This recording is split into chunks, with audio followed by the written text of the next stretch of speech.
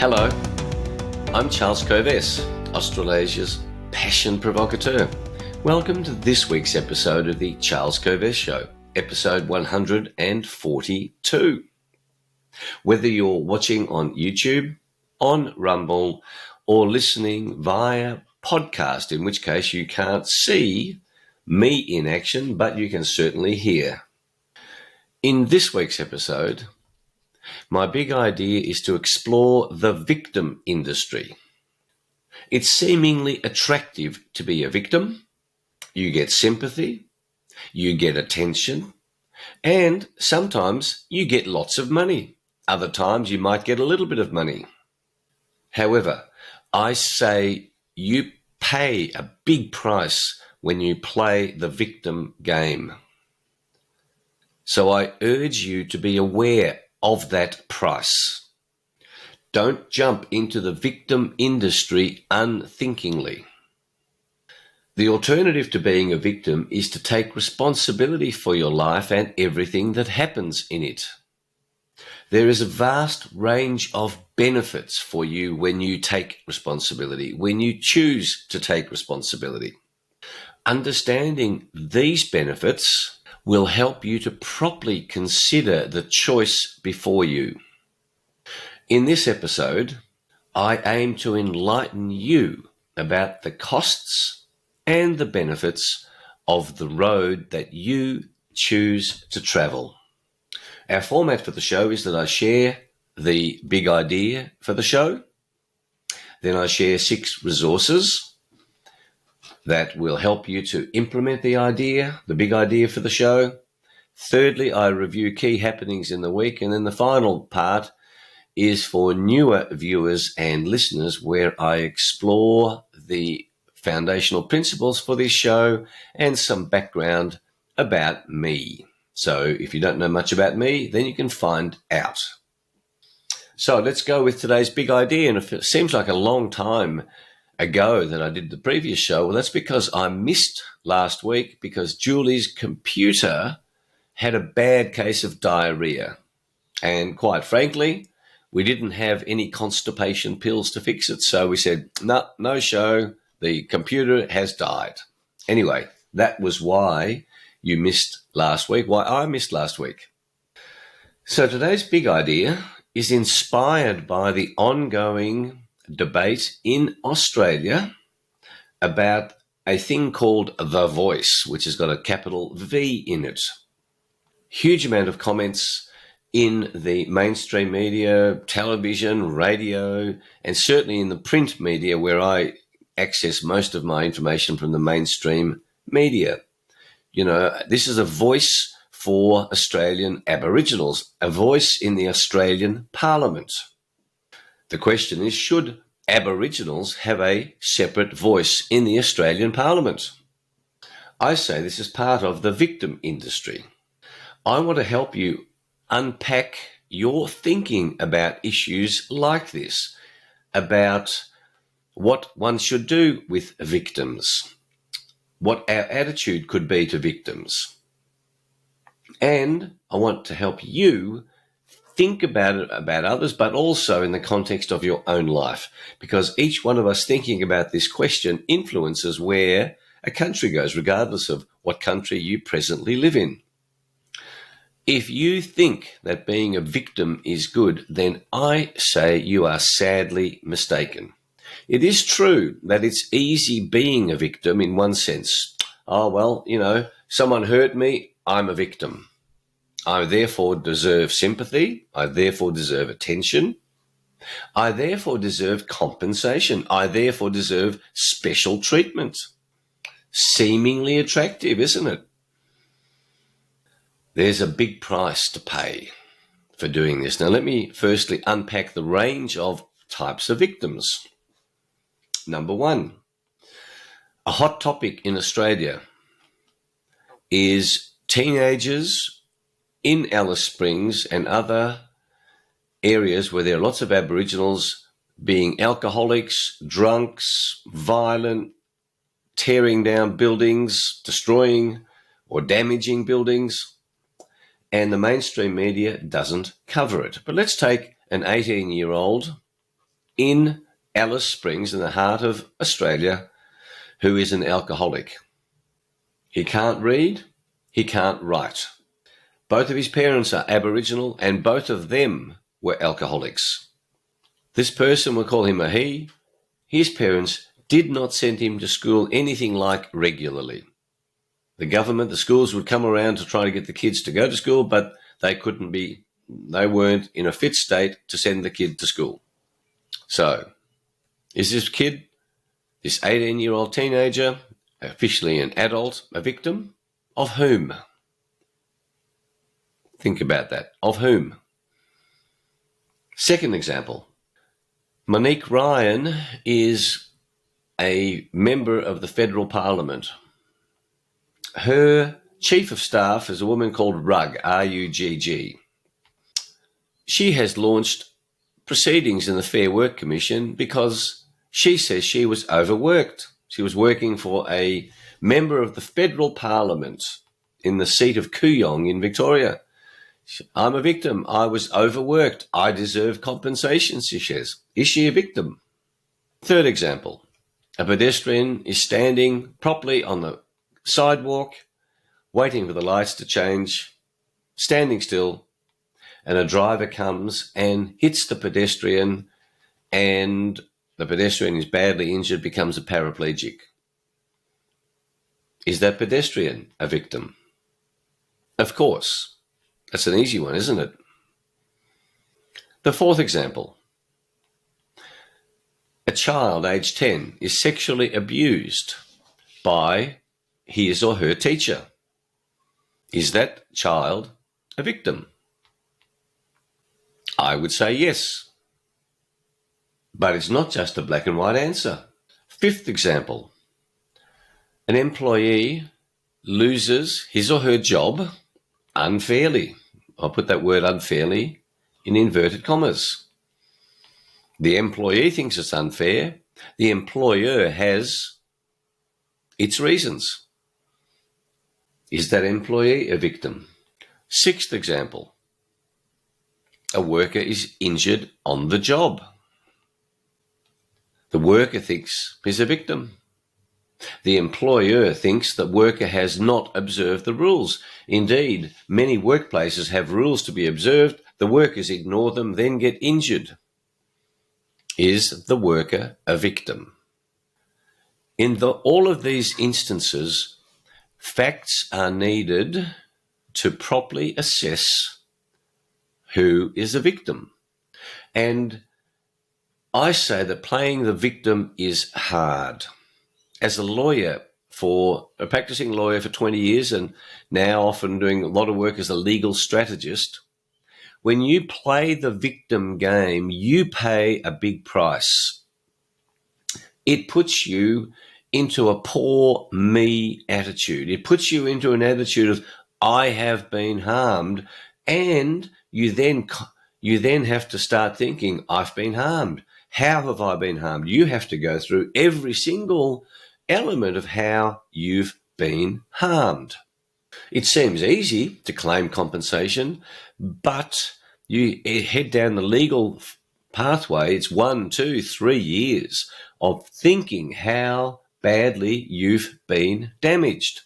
Now, when you think about yourself as having been damaged, and you say to yourself how badly you've been damaged, and you're telling people how badly you've been damaged, you are indeed damaged. And the damage becomes worse and worse as each day goes by, as you keep thinking about how damaged you have been. Let me unpack this in the context of the first example of the 18-year-old guy in Alice Springs who's an alcoholic, who can't read, can't write, and essentially gets drunk every night and goes on in a gang, creates havoc. And that havoc is being reported now, albeit fleetingly, in the mainstream media. That kid's parents were alcoholics. Now, even saying this, I would be banned from mainstream media. I say get stuffed. This is the conversation we need to have. So this kid is a victim of whom? Well, what the argument is that the voice will give redress for this circumstance. Well, this kid had parents who didn't raise him properly. Now, if the government came along and took this kid from the parents, then we're saying that this kid became a victim because he was a member of the stolen generation. At what point do you go back down through history and say, gosh, well, this kid's parents, he was a victim because his parents were alcoholic. Well, his parents were alcoholic because his grandparents couldn't live life on their terms, and they turned to alcohol. This becomes an extraordinary, complex conversation. And it is the complexity of this conversation that then leads to these compensation industries, the victim industry. Let's create a fund to hand out money. Well, you then start handing out money to people who have been most damaged. Well, guess what? Everybody's been damaged. And then some people say, well, I've been more damaged than others. This is a shitty debate to have. This whole idea of let's create a voice so that people who have been ripped off in the past, 50, 100, 150 years ago, your ancestors, let's give you compensation. And then people sit around feeling like victims. And what happens when you think like a victim, you act like a victim, and then you say, I can't do stuff because I'm a victim. And nor do you want to be seen to be operating well. And the truth is that there are many Australian Aboriginals living magnificent lives today. It is not true that every Australian Aboriginal suffers in not being able to live life. And the question is, what is a successful life? Well, this show, I keep unpacking that question. What is a successful life? That's what self-awareness is about. How do I know if I'm successful? So what's the alternative to playing the victim game? And I say again, there's a big price for doing so. Don't just think, oh, this is going to be easy, I'll get money. I acted for, in cases in the legal system in Australia, there are whole industries of people who claim to be injured at work, particularly with the sore back industry. And for 2 or 3 years, they will hobble around pretending to have a sore back when they don't. And then investigators come to have a look at whether these people really have sore backs, because the compensation, the workers' compensation payers know that people cheat, and indeed they do.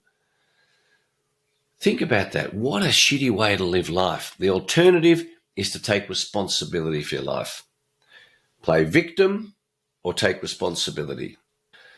There is a huge range of benefits when you take responsibility. What happens is you take control of your life. You get control of your life. You can craft your own thinking. You say, I'm responsible for my life. I'm responsible for what happens to me and what happened to me.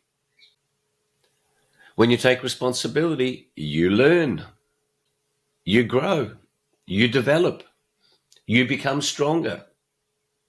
When you're a victim, you become weaker. When you think victim, you become weaker. When you think responsibility, you become stronger. You're able to cope with whatever life throws at you. You become empowered. You feel powerful. Why? Because you think powerful and you therefore are powerful.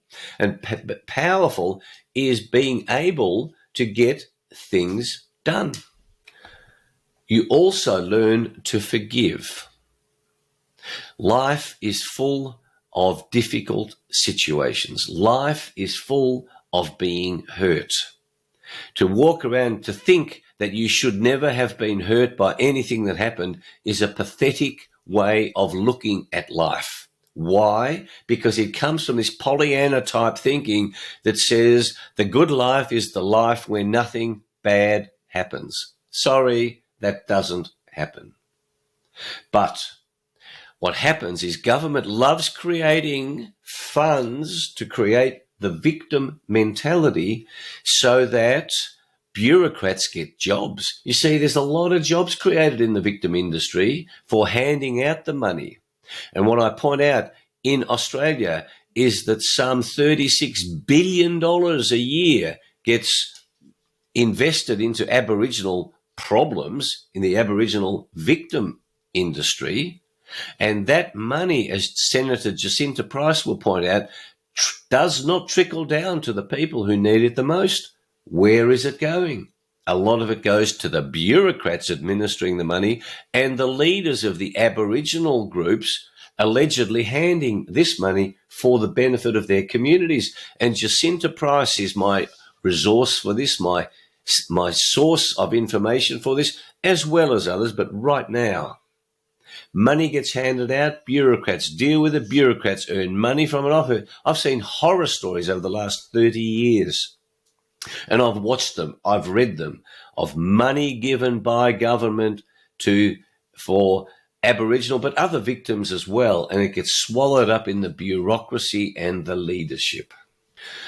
Do not unthinkingly jump into the victim industry. Think about the price you might pay. Ironic that I'm talking about Senator Price, Jacinta Price. Think about the price you pay for a victim mentality, and then think about what it's like to take responsibility. Now, I know not everybody can take responsibility. I say the 80-20 rule applies. 80% of people are capable of taking responsibility, and when you don't, your life sucks. My wish for you from this show is that not happen. So, let's get some resources for you. The quote this week, I'm stealing off Julie's wall. Have a look. Here it is. This is on her wall. It says, choose not to be harmed and you won't feel harmed. Don't feel harmed and you haven't been. And that's from Marcus Aurelius way back in ancient Roman times. Choose not to be harmed and you won't feel harmed. Don't feel harmed and you haven't been. Pretty powerful idea. My song this week is by Sting, and it's called An Englishman in New York, and it's a song inspired by a famous Englishman, a gay Englishman called Quentin Crisp, who's now died, but he was openly gay in times when it was dangerous to be openly gay. And there's some great lyrics in this song, Englishman in New York. And Crisp chose not to play the victim game. And here's some lines from this song. It takes a man to suffer ignorance and smile. Be yourself, no matter what they say. Another line, gentleness, sobriety are rare in this society. At night, a candle is brighter than the sun. And the lyric goes on. He's the hero of the day. It takes a man to suffer ignorance and smile. Be yourself, no matter what they say. That's what I say to you. Be yourself, no matter what they say. And if people attack you, don't play the victim game. Take responsibility. If you're acting in a way that other people don't like, take responsibility. Live life on your terms. My book this week is The 4 Agreements by Don Miguel Ruiz. And it's particularly the second agreement that's relevant. The second agreement is don't take anything personally. You see, when somebody says something to you and you feel victimized, like the quote says, don't feel harmed and you won't be. Don't take anything personally. Don Miguel says, whatever happens around you, don't take it personally. If I see you on the street and I say, hey, you are so stupid, without knowing you, it's not about you, it's about me. If you take it personally, then perhaps you believe you are stupid. Maybe you think to yourself, how does he know? Is he clairvoyant or can anybody see how stupid I am? You take it personally because you agree with whatever was said. It's a powerful book, great book, the 4 agreements. My spiritual tip this week is to practice forgiveness. Forgiveness is one of the 10 F's of spiritual elements. Be willing to forgive people who you perceive have harmed you. The choice is to be the victim. Now, in the case of the pedestrian who's hit by the car, governments have set up systems of compensation, and we have health systems. And one of the issues around becoming a paraplegic but because you're hit by a car is that we take the risks of life. That is, there are accidents that happen. Thousands of people a year are killed in motor car accidents. Do we say that all motor cars should be banned? No, we put in place appropriate solutions for people who are what most, on an overwhelming number of people would say, yes, that person is a victim. But those people who think they're a victim but aren't actually, that's what I'm talking about. It's making that distinction in life between am I really a victim or am I creating my victimhood? My health tip is to urge you to look into colloidal silver. I've had numerous health advisors say colloidal silver can be enormously beneficial to many people. Julie and I take it. I urge you to look into it, do your own research on it. And now for a spot of humour about victims, of course, because we're talking about the victim industry, aren't we? So here's a short quote I love. My mate David was a victim of ID theft. We now call him Dav. Get it? David without an ID, Dav.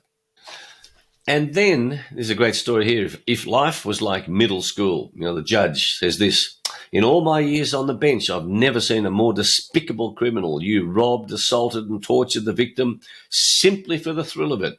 Do you have anything to say before I sentence you? The criminal says, nope. Judge, I hereby sentence you to 40 years in a maximum security prison. I also sentence the victim to 40 years in prison. The victim says, wait, what? That doesn't make any sense. He attacked me. Judge says, I don't care who started it. I love it. I love it. I love it. As you know, I'm chairman of the Australian Institute of Comedy. We need humour. This game of life, you see, take this life too seriously. Everything becomes poor me, victim, da-da. No. It's time to laugh about your life, everybody. So, they're my 6 resources for you. Take the steps today to think about how today's big idea can liberate you from playing the victim game to taking the responsibility game, and how that will help you on your journey to living with passion and raising your self-awareness around your thinking about this issue of being a victim, and particularly how you would apply that to Aboriginals in Australia, to Indigenous tribes in any country, wherever you are. This show is to help you make your life all that you are capable of making it. You cannot do that when you play the victim game. I invite you to subscribe to this video on YouTube, the podcast, on the Rumble channel. Please share it with your family, friends, and work colleagues. Discover more about the self-awareness and passion quest on my website, charlescovest.com. And also find out about public programs at covest.com. And at both of those websites, you can find my 2 books, Passionate People Produce and Passionate Performance. Now, let's review some key happenings during the week quickly because time is marching on. The Australian Labor government is attacking the retirement savings of Australians. They were elected last May with promises not to change superannuation. Now they're going to change it for anybody with total balances over $3 million. Sounds good, doesn't it? Let's tax the rich. Let's create some class warfare. Another case of broken promises, broken commitments. That's what politicians do. And one of the issues that arises for me is I want to create a system to hold politicians to account, that if they make a promise and they break it, then they should be removed immediately out of Parliament. How would that be? That'd be make them careful about their promises and their policies. The next issue is the net zero carbon scam. I love our planet. I love looking after our planet. The idea that there's a climate emergency is BS. There's a soil emergency. There's a chemicalisation of soil. I've been an organic farmer since 1976 with our family farm. There is no climate emergency. I reject the climate emergency scam. That's designed to give control to the globalist agenda, to have one world government. Do not be sucked in. I have all the data I need to support what I've just said to you. And anyone who calls me a climate denier is simply ignorant and is simply one of these technocrats, bureaucrats who wants to earn wealth and money by playing the game of net zero. There's all sorts of scammy carpetbagging going on with this plan. Food supplies are being attacked as part of this net zero game. Dutch farmers, I urge you to pay attention to the question of the Dutch farmers losing their lands because of carbon emissions. It is total BS. And food shortages and inflation and the encouragement to get used to eating bugs, not beef, is sheer madness. The World Health Organization and its fight for sovereignty over Australia, over every country, so that the WHO can declare a pandemic at will, is also a scam. Pay attention. I don't want Australian politicians to give away Australia's sovereignty by giving it to some unelected body called the WHO. And lastly, New Zealand last week had dramatic climate, I think it was a typhoon, anyway, big storms, and the electricity system fell apart. And of course, in a cashless society, people couldn't get cash. There are huge dangers in the cashless society. If everything is in the cloud and electricity stops, which is part of the game plan of the globalists, you won't have access.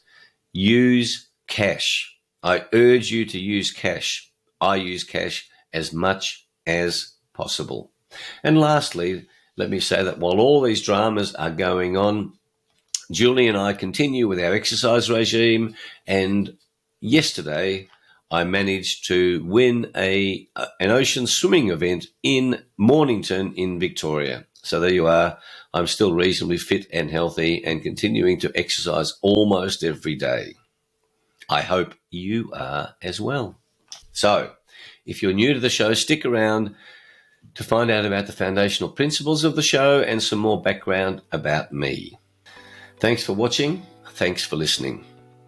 Until our next show, may your week be full of passion, of challenge, of the willingness to embrace responsibility, of a willingness to embrace your challenges so that you learn and grow, so that you progress. And as Tony Robbins says, progress makes us happy. I hope you progress. I hope you learn the lessons of how to be happy in the midst of the challenges that we face. Have a great week and see you next week. Bye.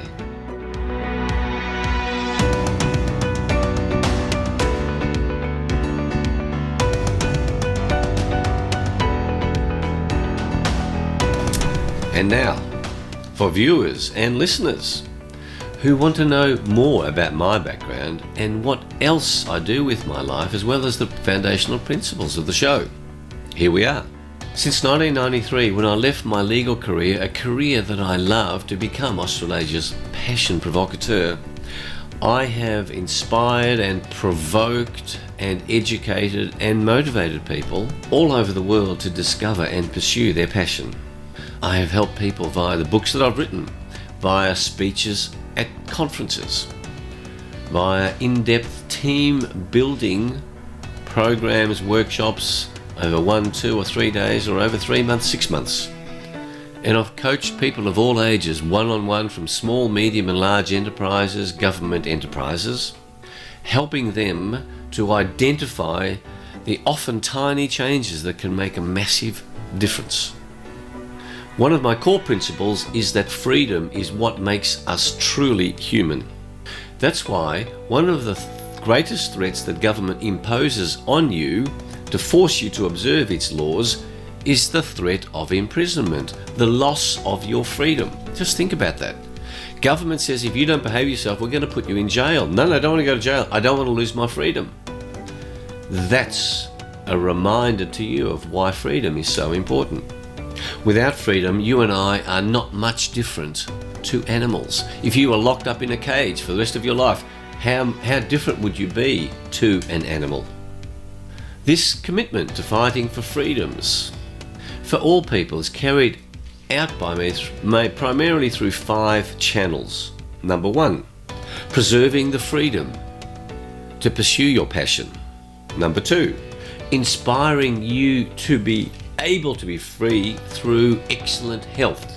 Number 3, helping preserve freedom throughout the world through the expansion of industrial hemp, a magnificent agricultural crop, an almost miraculous crop that enables every community to thrive independently of government. In this way, the power of government to take away freedom is minimized. Number 4, fighting for freedom through legal strategies. So I do work as a legal strategy consultant, as an interface between clients and their lawyers. And number 5, as chairman of the Australian Institute of Comedy and as a board member of the Australian Cartoon Museum, fighting for the freedom of thought and speech through uncensored comedy and humour, through avoiding political correctness in the comedic space. When you block freedom of speech, freedom of thought, that's the beginning of the end of your freedoms.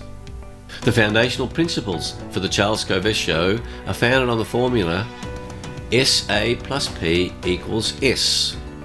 Your self-awareness added to your passion will guarantee that you are successful.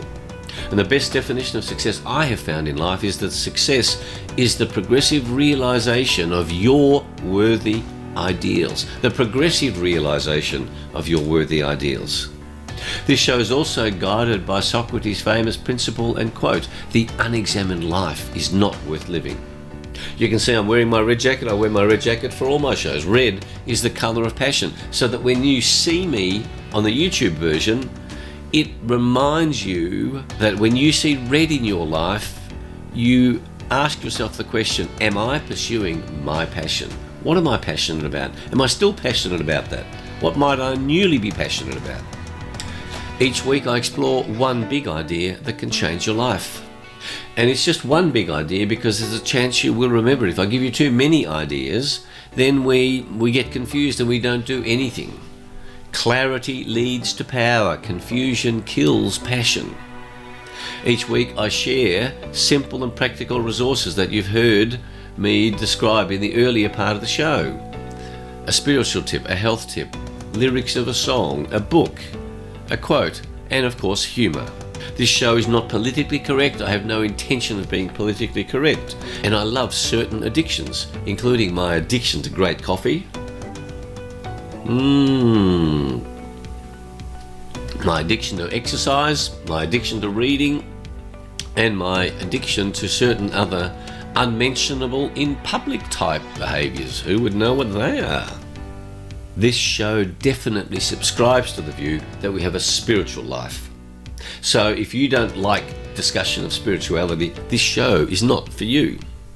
I promise you that I don't include anything in this show that I don't consider to be true and that I have not found to be useful in the work that I've done over the past 28 years, but also over the past 50 years in business, as a lawyer, as a consultant advisor. I only want to share stuff with you that is of value to you. Finally, if you have any questions or suggestions, please feel free to contact me at charles@covess.com. Again, thanks for watching and listening to my show. Bye.